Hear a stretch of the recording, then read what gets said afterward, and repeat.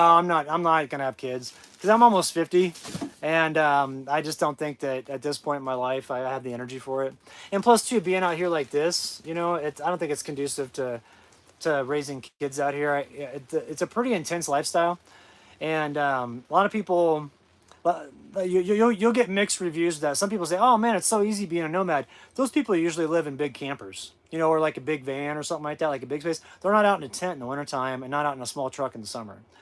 So um, for the way that I roll, it's definitely labor intensive, and I don't think a kid, raising kids in that would be pretty hard.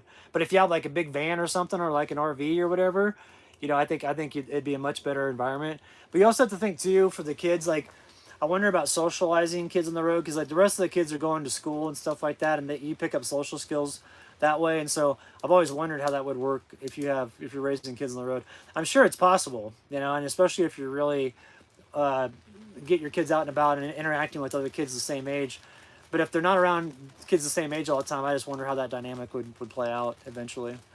But I've met families, on the road that have kids and they're rolling around and they seem super happy and all that stuff. So no, I was never married before, and I when I started my business and when I was 35, I thought, well, I have enough time to either start a business or get married, and I'm just glad that I went the business route because, yeah, having kids in the school system now would be crazy. Well, and another thing too, and I don't mean this to sound any sort of like disrespectful, sort of towards anybody that goes through divorce, because I'm sure that that's really difficult and everything. But the courts are slated towards the females, to like. I've had a lot of friends go through divorce and they get had by the court system, and I'm like, man, I don't want to be on the hook for thousands of dollars every month, for an ex that it didn't work out, or whatever, or have to like sell half my land, or give half my land away or whatever. That's why I think going forward, it's like if I just have like a girlfriend, and she's cool with us not having the marriage license, then that would be most ideal for me. Camping out, what's up? That would be most ideal for me. And another thing too is like I dated a ton when I was younger, and things change when you get older. Like guys, obviously our sexual drive goes down as we get older. We're crazy when we're 18 and don't even know how to tie our shoes, and we're trying to figure out how to date and all that stuff. But as you get older, that fades, and it's like I can either go on a date or read a good book at night. It's a toss up. The good book comes with no other drama, which is nice. So, but I don't mind being single. It's never bothered me to be single. And some people I know, and I have friends like this, they have to be dating somebody every second of the day. They go from one dating partner to the next to the next to the next. But it's just that's never been my style. And if I meet a girl that I really like, I'll definitely ask her out. Yeah, hey, I'm interested. I want to go out with you. But that's few and far between because I got really high standards, and I like spending time by myself. I think it's like a superpower to be able to enjoy your own company.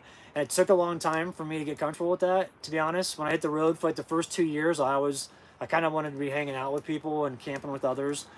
But after a while, you learn how to just operate solo and not ever be alone. And I love that. I feel like it's gives me freedom to, like, if I wake up in the morning and say, hey, I want to go do this, and no one wants to go do it with me, I just go do it. And I never think twice about it.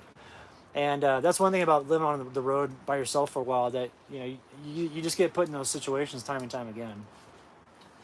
And as far as like family stuff goes, like I was talking to my brothers this morning, and we are talking about doing some holidays together and stuff like that. It's like, yeah, I can go kick it with my family for the holidays and all those things. But then it's about the only time I ever think about or ponder what it would be like to have a family. So yeah, Tanya, there's my girlfriend right there. She's right there. So, but it's one of those things to where I don't know. I mean, just I don't mind being single. I like it. I enjoy rolling around doing whatever I want.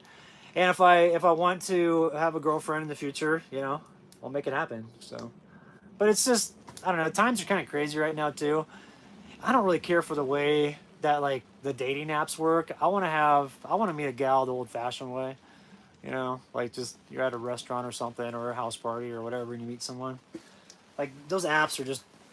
I think it's just a hook. I think it's just hookups. Personally, it doesn't seem like there's I mean, I know people meet on them and they, there's relationships, but it seems the majority of it just is just hooking up, and that's just never really been my style. Like, I just kind of like more of the old fashioned kind of dating, I guess.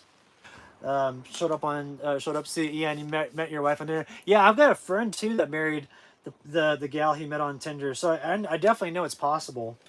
I just know most people when they talk about Tinder, they talk about it as like, it's like just hooking up and all that stuff. And I think too, I think it's kind of, in my opinion, it creates a superficial um, standard right out of the gate. Like, you know, you can meet somebody who maybe isn't the most attractive person physically, but then you get to know them and they are the most attractive person that you ever met, you know? Whereas you can also meet up somebody who's drop dead gorgeous and be an absolute dirtbag of an individual, you know? And so a lot of it is lost in just, swiping right or left based on a picture.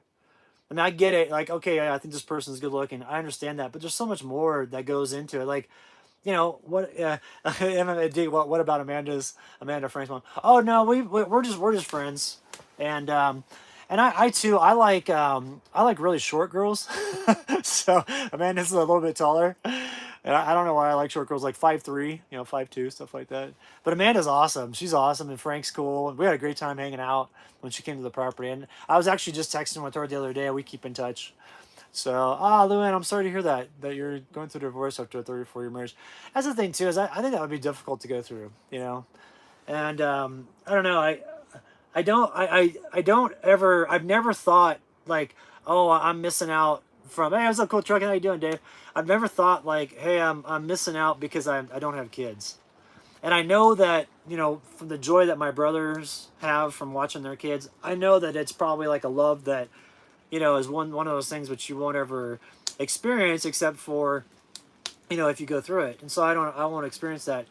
But on the flip side, I feel like I get to experience life in a different manner too, because with not having those responsibilities, I can go do whatever I want at any second of the day. And I tell my friends that, like, some of my friends are like, oh, what are you up to today? I'm like, oh, I'm just doing whatever I want. Like, oh man, that must be nice. I have to honestly admit, sometimes I take it for granted because I don't think about it.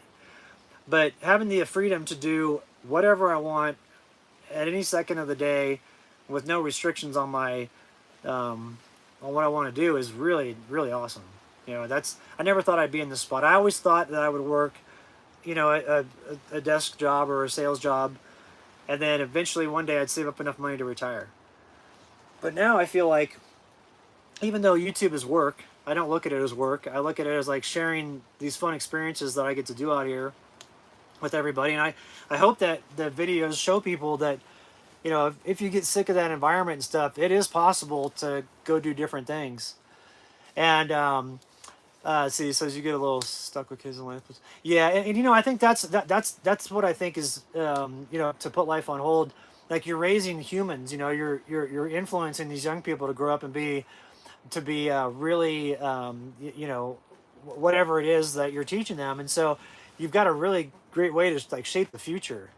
But with that comes an immense sacrifice, I think, through your own personal, time and all that stuff. But I'm sure the reward that you get from it, especially when you see your kids succeed, just have, that's got to be one of the best things on the planet, And to have your kids tell you they love you and stuff like that, I mean, that's got to be amazing. You know what I mean?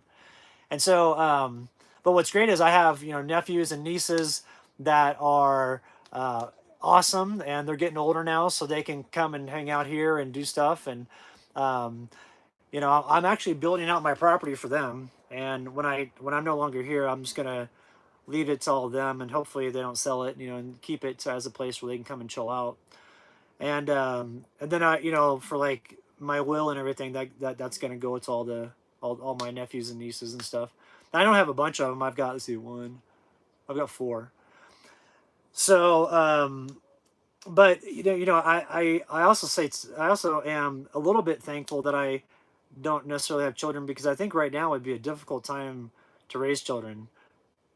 What's going on in the world is unsettling, and these world leaders that continually push people to war and want to manipulate other countries and want to throw their power around and sanction this country and that one, and da da da da, and it's just constant turmoil. And I don't know. It's just you know, and then you see the school system, and the schools are kind of jacked up. And then if you want to go to private school, that's really expensive, you know. And you know, it's just, I think it would just be a lot, you know, right now. I feel sorry. I feel for parents that are having to deal with all those stresses, because there's a lot of external noise right now that young people are exposed to through social media and, you know, just the internet. Like, we never dealt with that when I was a kid. You know, we didn't have the internet. I remember when somebody told me about Amazon. They're like, yeah, there's this place called Amazon and you can buy books online. I'm like, who's gonna buy a book on the internet? Like, nobody's gonna buy anything on the internet. Like, I totally missed that one. I mean, also too, there was this guy that when I was in college, my freshman year, the cell phones were first starting to come out, and they were the ones that you didn't have to have the backpack with the brick and the antenna. They actually were the ones you open like this, but they had a big old battery on the back. This guy's like, yeah, this is a new technology. I'm like, dude, no one's ever gonna adopt that.